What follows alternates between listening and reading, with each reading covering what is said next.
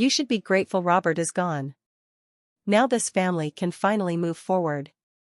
Those were the words my daughter-in-law whispered beside my husband's casket just minutes before the funeral service began. I didn't answer her. I didn't cry. I didn't even look up. I simply rested my hand on the polished oak casket and kept staring at the bouquet of white lilies Robert had always loved. What Vanessa didn't know was that someone else had heard every word she said.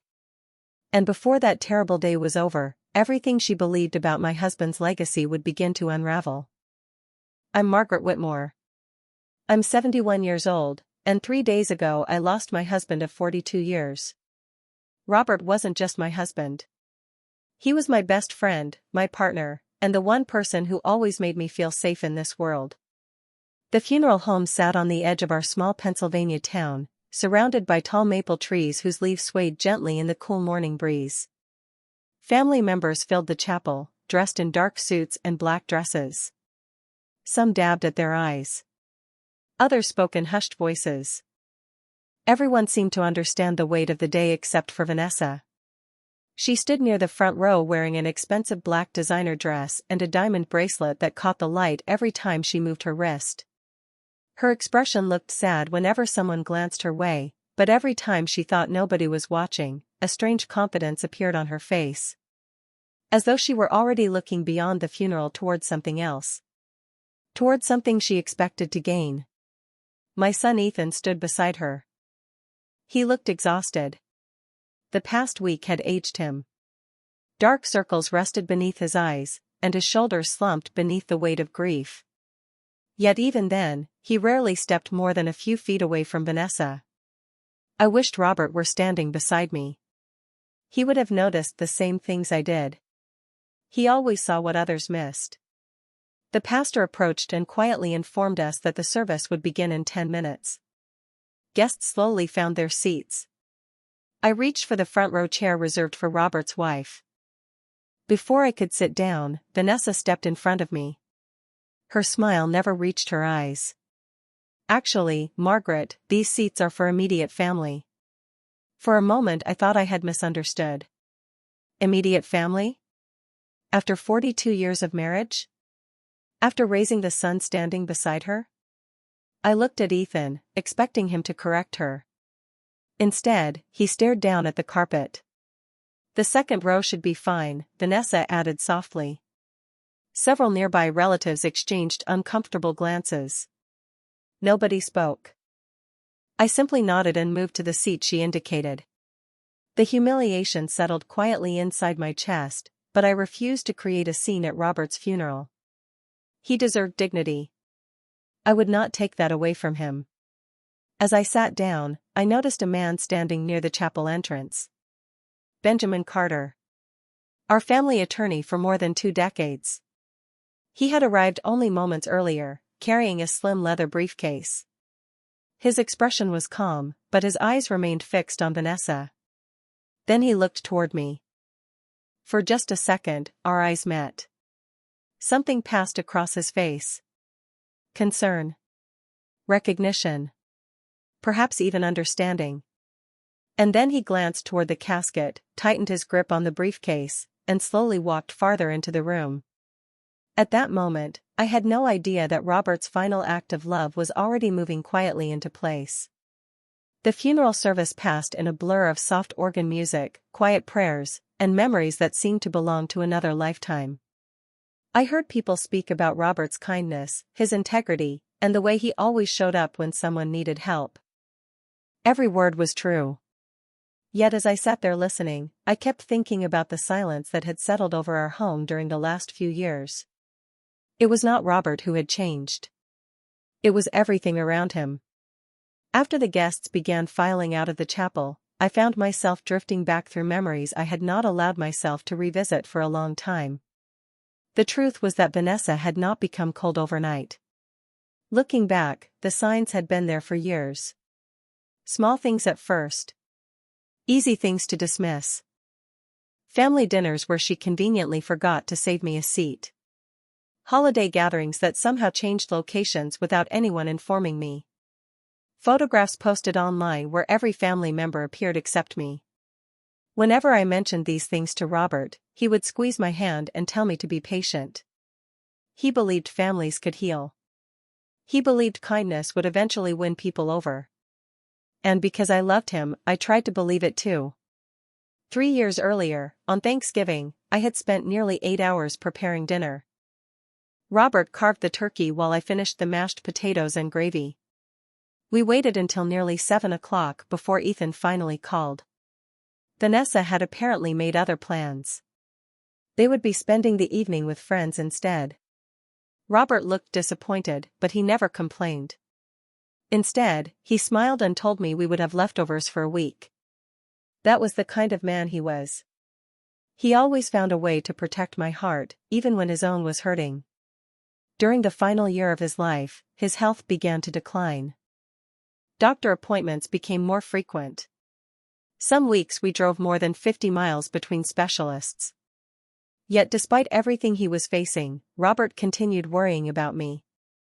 One evening, while we sat together on the back porch watching the sunset paint the sky shades of orange and gold, he turned to me and asked a question that felt strange at the time. "If something happens to me, will you promise not to let anyone push you aside?" I laughed softly and told him he was being dramatic. He did not laugh back. Instead, he looked out toward the trees and said, "Some people show you who they are when they think the future belongs to them." I did not fully understand what he meant then. Sitting in that funeral home now, I realized he may have understood far more than he ever shared. As the last guests gathered near the exit, I noticed Benjamin Carter standing alone near one of the stained glass windows. He was not speaking to anyone. He was simply observing. Watching. Thinking. Then I saw Vanessa approach Ethan with a confident smile and whisper something into his ear. Ethan nodded. Neither of them noticed Benjamin watching from across the room. And neither of them noticed that the attorney's expression had grown noticeably more serious. The parking lot outside the funeral home was beginning to empty when I stepped into the cool afternoon air. Gray clouds hung low over the town, and a light breeze carried the scent of rain through the maple trees. People stopped to offer condolences as they made their way to their cars. Some hugged me. Others simply squeezed my hand. Their kindness helped, but underneath it all I felt a growing sense of unease. Robert's funeral had barely ended, yet Vanessa already seemed focused on something beyond grief. I noticed her standing beside Ethan near a black luxury sedan. She was speaking quietly, but her body language was impossible to miss. She looked confident. Almost impatient. As though she were waiting for the next stage of a plan to begin. Ethan appeared distracted. He kept rubbing the back of his neck, a habit he had carried since childhood whenever something troubled him. Watching him brought back memories of a little boy who used to run through our backyard chasing fireflies on warm summer evenings. The distance between that child and the man standing beside Vanessa felt larger than ever. While guests continued leaving, I overheard two distant relatives speaking near the entrance. They lowered their voices when they noticed me approaching, but not before I caught a few words. Something about the house. Something about paperwork. I told myself not to jump to conclusions.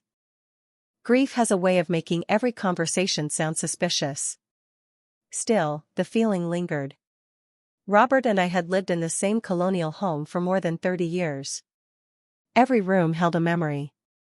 Every corner carried part of our story. The idea of discussing that home on the day of his funeral felt deeply wrong. As I stood near the walkway gathering myself, Benjamin Carter approached. His expression remained professional, but there was a heaviness in his eyes that had not been there before. "Margaret," he said gently, "when you have time tomorrow, I would like you to come by my office." I looked at him, surprised. Is something wrong? For a moment he seemed to choose his words carefully. There are a few matters Robert wanted handled personally. Hearing my husband's name spoken in the present tense of responsibility made my chest tighten. Even now, somehow, Robert was still trying to take care of things. Before I could ask another question, Vanessa appeared beside us. Her smile arrived instantly, polished and practiced. "Is everything all right?" she asked. Benjamin turned toward her with the same calm expression. Just discussing administrative matters. Vanessa nodded, but I noticed something flash across her face. It disappeared almost immediately, replaced by another smile. Yet it was enough. She was concerned about something.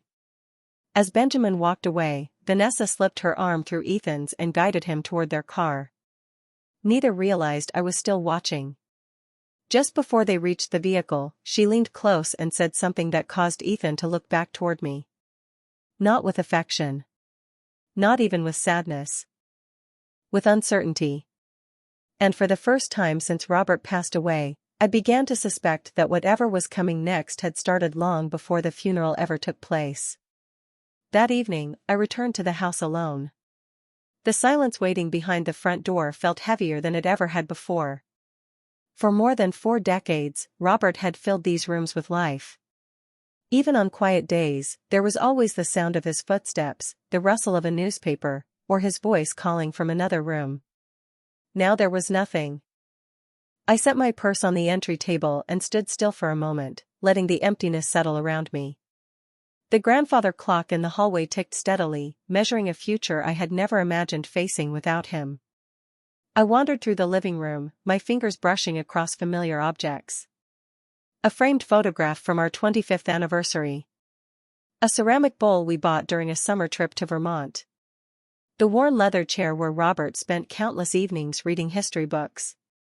Every item carried a memory. Every memory carried him. Eventually I found myself standing in his study. The room looked exactly as he had left it. His reading glasses rested neatly beside a yellow legal pad. A coffee mug sat on a coaster near the window. For a brief second, I almost expected him to walk through the door and ask why I looked so worried.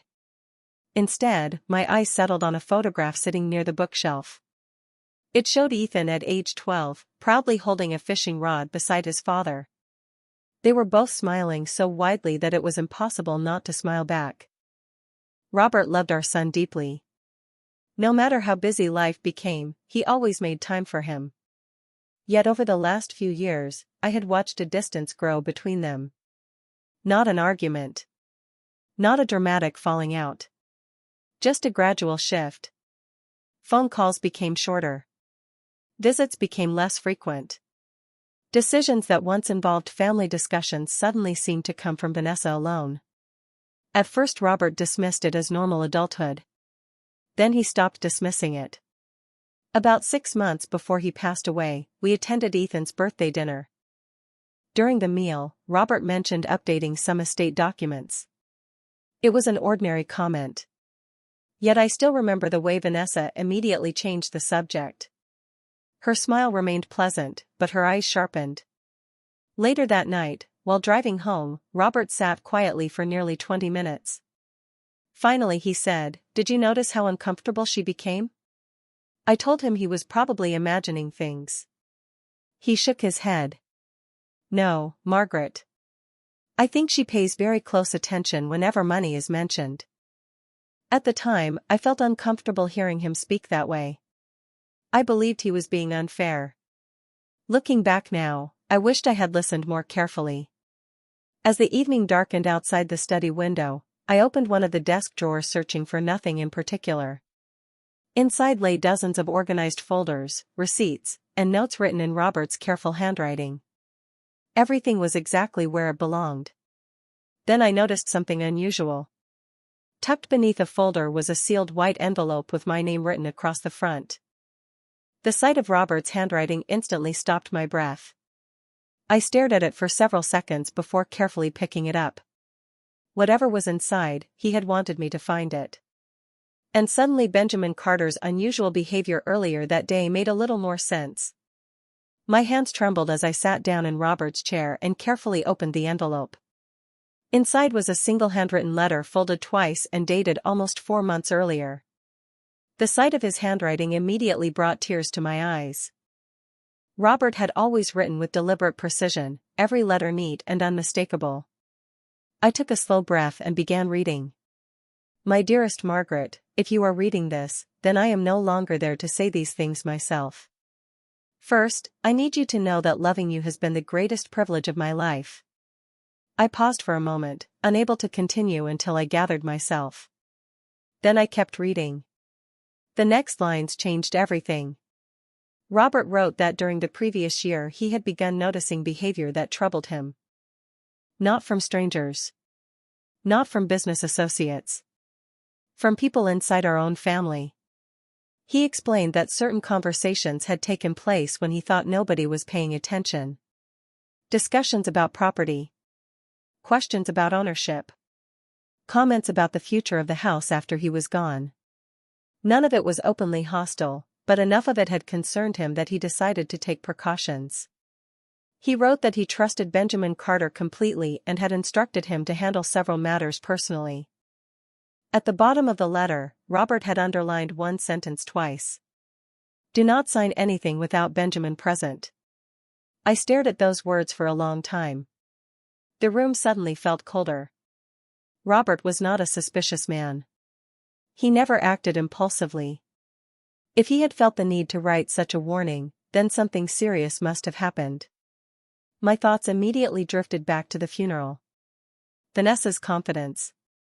Ethan's uncertainty. The conversations that stopped when I approached. The concern in Benjamin's eyes. For the first time, all those scattered moments began fitting together like pieces of a puzzle. The next morning I barely slept. Before 8 o'clock, I was already dressed and driving toward Benjamin's office downtown. Rain tapped softly against the windshield as I passed familiar streets and storefronts. The town looked exactly the same as it always had, yet everything felt different. When I arrived, Benjamin greeted me personally and led me into a private conference room. A thick folder sat on the table beside him. He noticed the envelope in my hand immediately. You found the letter, he said quietly. I nodded. Robert was worried, wasn't he? Benjamin leaned back in his chair and remained silent for several seconds. Then he answered carefully. Your husband was a thoughtful man. He believed in preparing for possibilities before they became problems. That was not a direct answer, but it told me enough. Before I could ask another question, Benjamin opened the folder and removed several documents. His expression became serious. Margaret, there are things you need to understand before the rest of the family learns about Robert's final arrangements. The way he said it made my stomach tighten. Outside the conference room window, the rain continued falling steadily. Inside, I suddenly realized that whatever came next was going to change far more than I had ever imagined. Benjamin slid the folder across the table and folded his hands. For a moment neither of us spoke. The rain outside continued tapping softly against the windows, filling the silence between us. Finally he opened the folder and removed a document marked with several colored tabs. Margaret, your husband created a number of protections during the last year of his life. I looked down at the papers without fully understanding what he meant. Benjamin continued. Robert became concerned that certain assumptions were being made about his estate before he was even gone. My chest tightened. Assumptions by whom? He met my eyes carefully. I believe you already know the answer. Deep down, I did. Benjamin explained that Robert had quietly reviewed every major asset he owned. The house. His investment accounts. His business interests. Even personal items with sentimental value. Nothing had been left to chance. Every instruction had been documented with unusual detail. He wanted to make sure nobody could pressure you into decisions while you were grieving, Benjamin said. The words struck me harder than I expected. That sounded exactly like Robert. Even during his final months, he had been trying to protect me. Benjamin then showed me a memorandum Robert had signed 6 months earlier. It authorized Benjamin to delay certain disclosures until specific conditions were met. One condition immediately caught my attention. No property transfers, sales discussions, or occupancy changes could occur until a formal family meeting took place under Benjamin's supervision. What does that mean? I asked. It means nobody can legally decide the future of your home without this process being completed first. I felt a small wave of relief. Not because of the house itself, but because Robert had clearly anticipated something. Benjamin hesitated before speaking again. "There is something else you should know." He opened another section of the folder. Inside were notes documenting several conversations Robert had requested be recorded in writing. One entry described concerns about pressure being placed on Ethan regarding future inheritance expectations. Another referenced repeated questions from Vanessa about timelines, ownership rights, and access to financial information. None of it was illegal. None of it was dramatic. Yet taken together, the pattern was impossible to ignore. Suddenly several moments from the past few years resurfaced in my mind. Casual questions that seemed oddly specific. Comments about downsizing. Suggestions that a large house was too much responsibility for someone my age. At the time I had dismissed them as ordinary family conversations. Now they looked very different. As Benjamin organized the papers, his phone vibrated on the table. He glanced at the screen and sighed quietly. "That is the third call this morning." "From who?"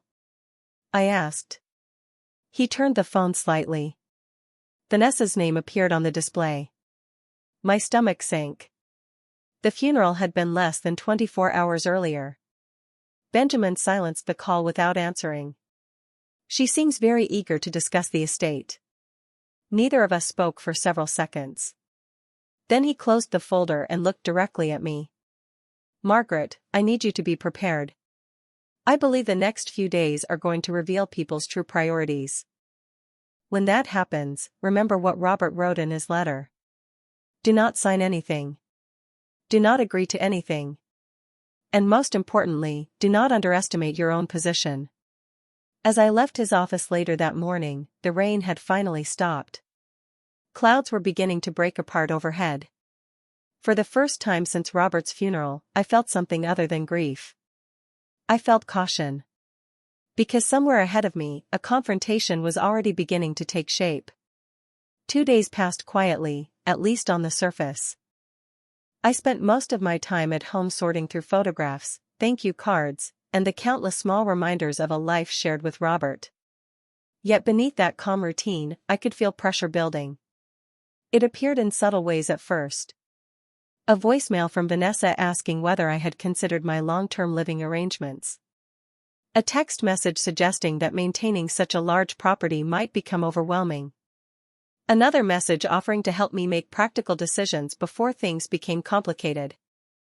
Every message sounded polite. Every message arrived far too soon. By the third day, Ethan called. His voice carried a nervousness that immediately caught my attention. He asked if he could stop by that afternoon. Of course, I said yes. No matter how distant things had become, he was still my son.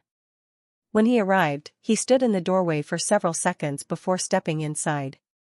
The house seemed to affect him. His eyes drifted across the familiar rooms where he had grown up. For a brief moment, I saw the boy he used to be. We sat at the kitchen table, the same table where Robert and I had shared thousands of meals. Ethan wrapped both hands around a coffee mug but barely touched it. Eventually he cleared his throat. "Mom, Vanessa and I have been talking." The sentence immediately put me on guard. I remained silent. "We are worried about you being here alone." There it was. The concern. The practicality. The carefully packaged reasoning. I listened without interrupting as he explained how difficult homeownership could become. How expensive repairs might be. How stressful maintenance could feel for someone my age. Every argument sounded rehearsed. Not malicious. Just strangely prepared. When he finally finished, I asked a simple question. "Did you come here because you were worried about me, or because someone is worried about this house?" Ethan looked down at the table. He did not answer right away. That silence told me more than words ever could. Before he could respond, the front door opened. Vanessa entered carrying a folder tucked beneath her arm. Apparently she had not planned on waiting for an invitation. Her smile appeared instantly. "I hope I am not interrupting." She was already walking toward the table. My eyes moved to the folder. She noticed and quickly set it beside her purse. Just some information I thought might be helpful. Helpful. The word lingered in the air. We exchanged polite conversation for several minutes, but I could feel her attention drifting repeatedly toward the folder. Eventually she slid it slightly forward. There are some options worth considering. Nothing urgent, of course. Nothing urgent. Yet here she was, only days after the funeral, carrying paperwork. I remembered Robert's letter. I remembered Benjamin's warning. Most of all, I remembered the confidence on Vanessa's face during the funeral service. Instead of reaching for the folder, I folded my hands calmly in my lap. I appreciate your concern, I said. But I will not be making any decisions until after my meeting with Benjamin Carter next week. The change in Vanessa's expression lasted less than a second. Most people would have missed it. I did not. For the first time since Robert passed away, her confidence cracked ever so slightly. And in that tiny moment, I realized she had expected this conversation to go very differently. After Ethan and Vanessa left, I remained at the kitchen table for a long time. The untouched coffee cup sat between us like evidence of a conversation that had revealed far more than either of them intended. Outside, the afternoon sun was beginning to break through the clouds, casting long shadows across the backyard Robert had spent years caring for. I looked out at the maple tree he planted when Ethan was born and felt a strange sense of clarity settling over me. For days, I had been consumed by grief. Now another emotion had quietly joined it. Awareness. The following morning, my phone rang before 9 o'clock. It was my niece, Caroline. She lived about 40 minutes away and had attended the funeral. We spoke for a few minutes before her voice lowered. Aunt Margaret, there is something I think you should know. My stomach tightened immediately. Caroline explained that she had attended a charity luncheon 2 weeks before Robert passed away. By coincidence, she had overheard Vanessa speaking with 2 acquaintances. At the time, the conversation seemed odd. Now it seemed important. According to Caroline, Vanessa had confidently discussed future renovation plans for a large colonial home. She spoke about opening walls, redesigning the kitchen, and converting Robert's study into a home office. Caroline had assumed Robert and I were planning renovations together. The problem was that no such plans had ever existed. Robert was still alive when that conversation happened. I thanked Caroline and ended the call, but her words stayed with me all day. Renovation plans. Design changes. Future ownership. It painted a picture that was becoming increasingly difficult to ignore. Later that afternoon, I received another message from Vanessa. This one was unusually cheerful. She suggested a family dinner later in the week. She wrote that everyone needed to come together and discuss the future. The future. Not grief. Not remembrance. The future. I showed the message to Benjamin during a brief phone call that evening. He listened quietly before responding. Do not discuss any financial matters with anyone until the family meeting. His tone remained calm, but I could sense his concern growing. Then he added something unexpected. Margaret, I have finalized the date. Everyone will be present. I knew exactly what he meant. The formal reading of Robert's final arrangements. The meeting Robert had carefully prepared months before. The meeting Vanessa seemed desperate to reach. Over the next several days, her confidence became more visible. She called Ethan repeatedly. She organized schedules. She volunteered to coordinate family attendance. It was as if she already knew how everything would unfold. Meanwhile, I said very little. I spent my evenings sorting old photographs and rereading Robert's letter. Each time I reached the final page, I noticed the same sentence standing out more clearly than before. Some people show you who they are when they think the future belongs to them. By the time the family meeting finally arrived, I understood exactly what he meant. And as I parked outside Benjamin Carter's office on a bright Thursday morning, I could not shake the feeling that someone inside that building was about to receive a surprise they never saw coming. The conference room was already half full when I arrived. Sunlight streamed through the tall windows, illuminating the polished wooden table that stretched across the center of the room. Benjamin Carter stood near the far end organizing several folders while family members gradually took their seats. I noticed Ethan and Vanessa immediately. They had arrived early. Vanessa sat with perfect posture, dressed in an elegant cream-colored suit that seemed more appropriate for a business meeting than a family gathering. She greeted relatives warmly, smiling often and speaking with a confidence that had only grown stronger over the past week. Ethan sat beside her, quieter than usual. His eyes looked tired. As I entered the room, several relatives offered polite greetings. Vanessa smiled and gestured toward an empty chair several seats away from Ethan. "Margaret, we saved a place for you right there." The comment sounded harmless, but the symbolism was difficult to ignore. Once again, I was being placed at a distance.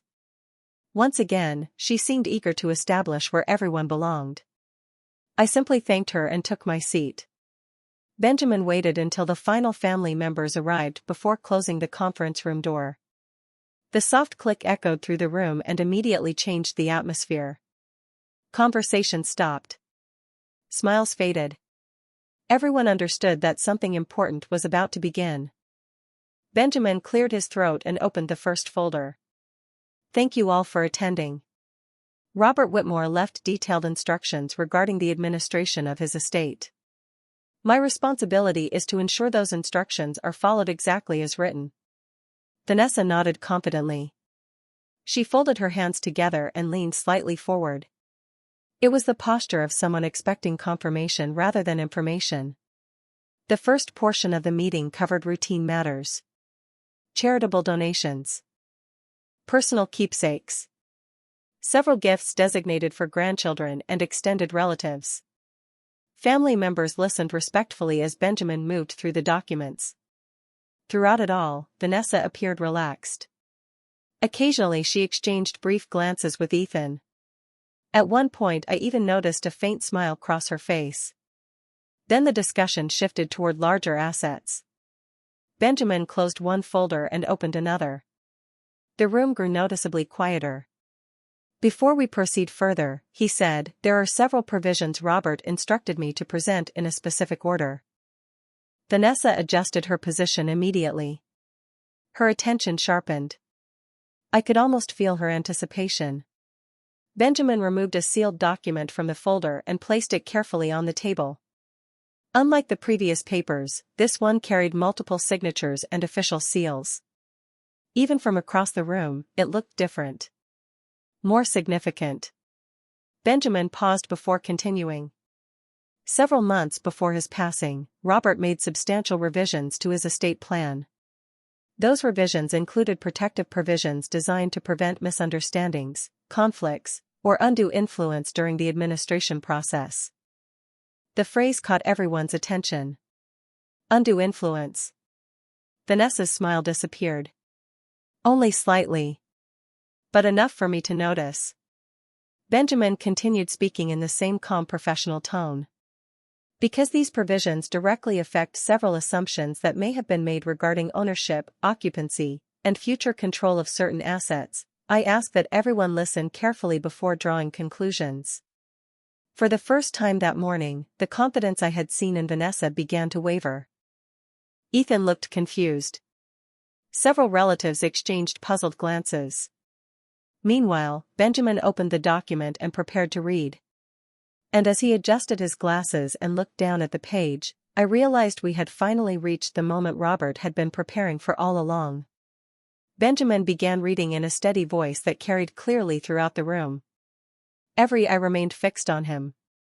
Under the revised estate plan executed 6 months prior to his passing, Robert Whitmore transferred full residential ownership rights of the family home into a protected trust for the exclusive benefit of his wife, Margaret Whitmore.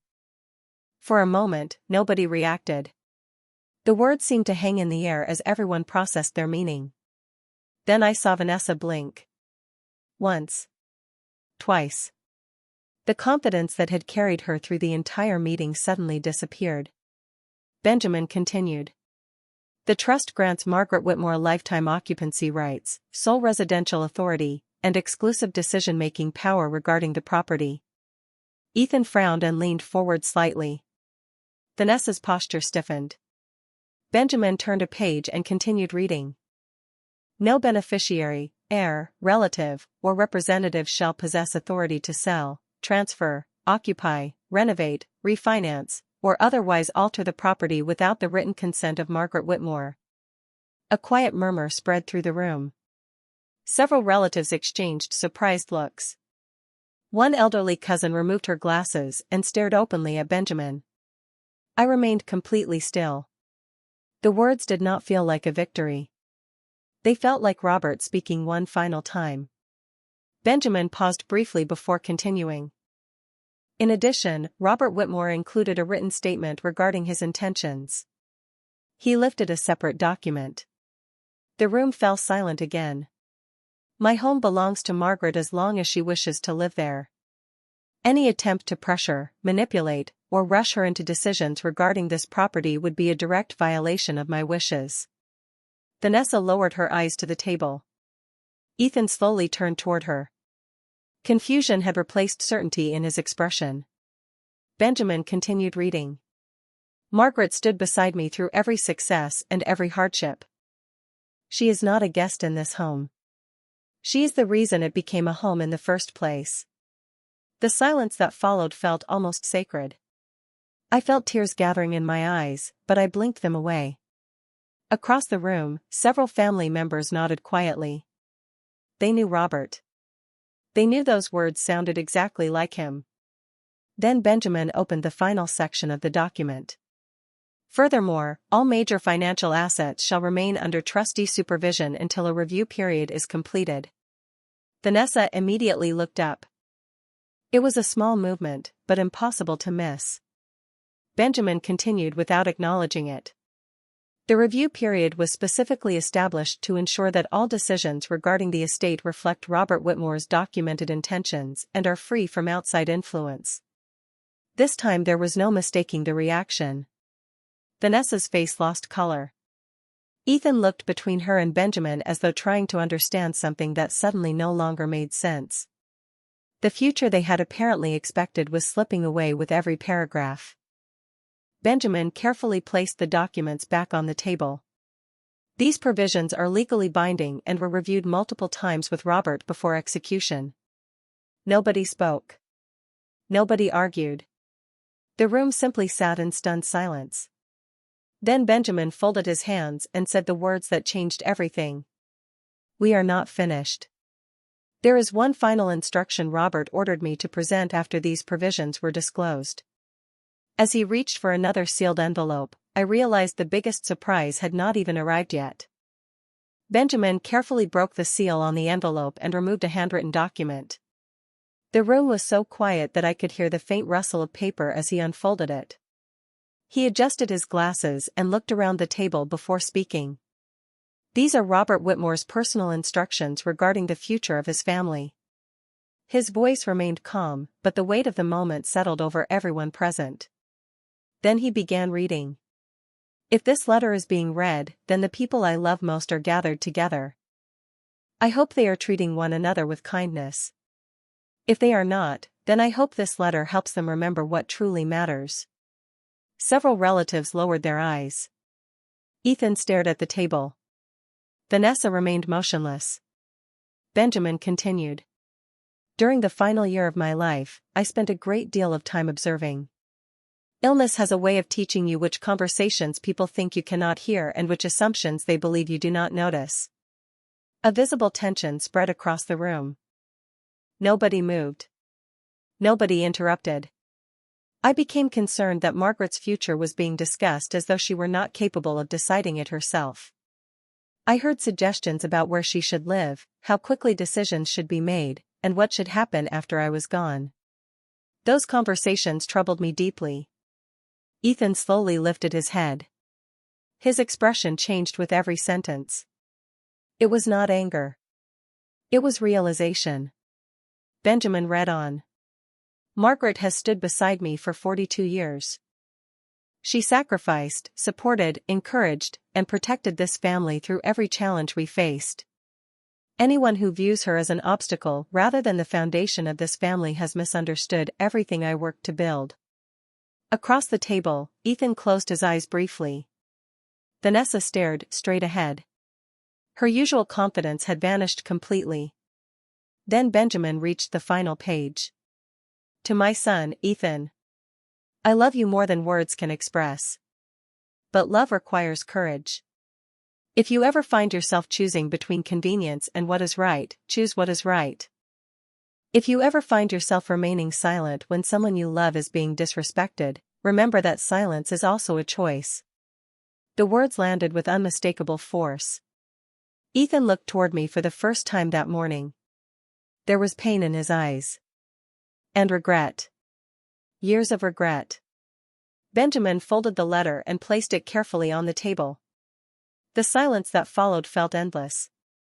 Finally Ethan spoke. His voice was barely above a whisper. Mom, I did not know. I believed him. Not because he was innocent, but because the confusion on his face was genuine. He had spent years allowing someone else to shape his thinking until he no longer recognized what was happening around him. Vanessa suddenly shifted in her chair. This is not fair, she said quietly. Robert never discussed any of this with us. Benjamin looked directly at her. According to his records, he attempted to discuss several concerns on multiple occasions. No one spoke after that. The room had changed. The assumptions were gone.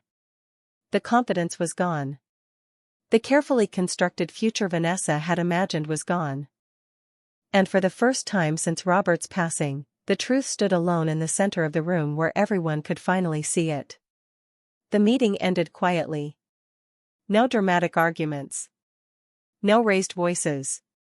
Just the heavy silence that follows when people are forced to confront a truth they have spent years avoiding. Family members gathered their belongings slowly and drifted toward the door. Several stopped beside me before leaving. Some offered apologies. Others simply squeezed my shoulder. They had heard Robert's words. More importantly, they had understood them. Ethan remained seated long after everyone else began leaving. Vanessa stood near the doorway with her purse in hand, waiting impatiently. For the first time since I had known her, she seemed unsure of what to do next. The certainty that had guided her for so long was gone. Eventually Ethan stood and walked toward me. He looked older than he had only a week earlier. Grief will do that to a person. So will regret. He stopped beside my chair and lowered his eyes. Mom, I should have listened more. I should have paid attention. I studied his face for several seconds. I saw sadness there. I saw shame. Most of all, I saw a man finally recognizing the distance he had allowed to grow between himself and the people who loved him. Your father loved you very much, I said softly. Nothing that happened changes that. Ethan nodded, but tears filled his eyes. For a moment, he looked like the little boy from the photograph in Robert's study. The little boy who once believed his parents could fix anything. Then he leaned forward and hugged me. It was the first genuine embrace we had shared in years. Across the room, Vanessa watched silently. She did not interrupt. She did not argue. She simply turned and walked out of the conference room alone. A few weeks later, life began settling into a new rhythm. The grief remained. I suspect it always will. 42 years of love does not disappear simply because time moves forward. Yet something else remained as well. Peace. The house felt different now. Not because it had changed, but because I no longer felt as though I needed to defend my place within it. Robert had taken care of that himself. One afternoon I sat on the back porch with a cup of coffee, watching sunlight filter through the leaves of the maple tree he planted decades earlier. The same tree Ethan used to climb as a child. The same tree that had witnessed birthdays, holidays, celebrations, and ordinary afternoons that once seemed insignificant. I thought about everything that had happened. The funeral. The insults. The pressure. the assumptions.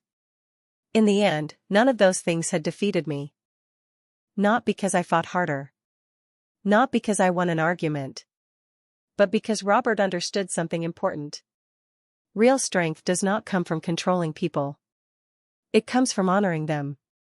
Before he left this world, he made sure the truth would have a voice when he no longer could. As the evening sun settled across the backyard, I looked toward the empty chair beside mine and smiled. Robert had not left me a victory. He had left me something far more valuable. He left me dignity. And in the end, that was the one thing nobody could ever take away.